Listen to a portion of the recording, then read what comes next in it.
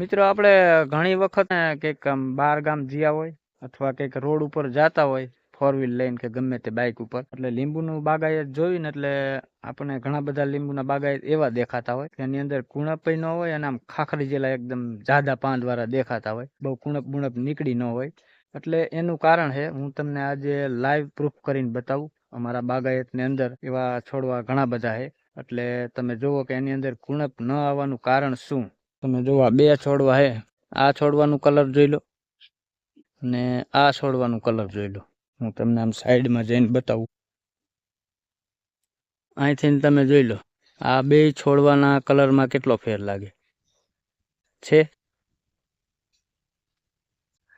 તો આ છોડ અને એની અંદર ફૂટ પણ આવી જાય, ફ્લાવરિંગ ફૂટવાનું ચાલુ થઈ ગયું. એટલે એનું કારણ એ કે એની અંદર જે માલ હતો લીંબુ, એ બધા લીંબુ હવે તૂટી ગયા એટલે ઉતારી લીધા, બહુ છે નહીં. અને આની અંદર તમે જુઓ, આની અંદર હજી માલ જુઓ, આની અંદર તમને ફૂટ જોવા નહીં મળે.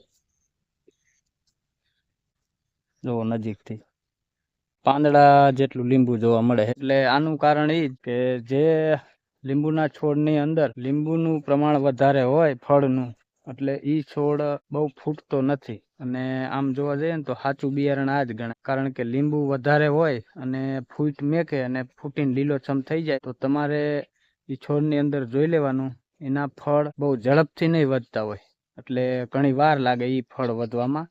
અને આવી રીતનો છોડ હશે ને એની અંદર ફળ જલ્દી વધતા છે. કારણ કે જે મૂરિયામાંથી જે કાંઈ તત્વો પાણી કે ગમે તે આપણે ઓર્ગેનિક ખાતરો જે આપતા હોય ખેંચે, એટલે એ ડાયરેક્ટ ફૂટ તરફ ન જાય, એ ડાયરેક્ટ ફળમાં જાય. એટલે ફળની ક્ષમતા ગાયો વધે.